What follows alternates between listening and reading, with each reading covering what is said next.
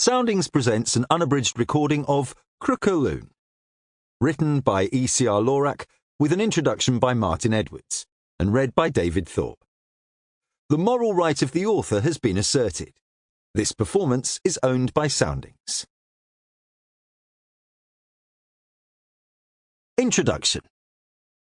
In Crook, Lune, first published in 1953, E.C.R. Lorac weaves a mystery puzzle into a novel of rural Britain.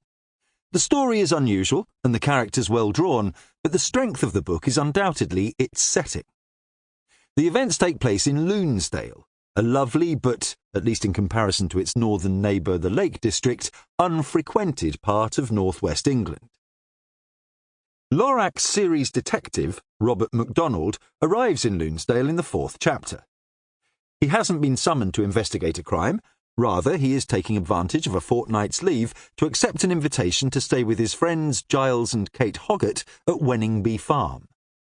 He had fallen in love with the area during his first visit, recorded in Fell Murder, also published as a British Library crime classic, and returned in The Theft of the Iron Dogs and Still Waters. Now, he has inherited a sizable legacy from a thrifty Scots uncle, and is looking ahead to his retirement and buying a farm in Lunesdale. Macdonald isn't the only person to succumb to the charms of the area. The first 3 chapters are seen from the point of view of Gilbert Woolfall, a Yorkshire businessman who has also benefited from an inheritance from an uncle. He is now the owner of a remote farmhouse called Eckinghill in High Gimmerdale, and is currently trying to sort out his late uncle's papers and history of the family.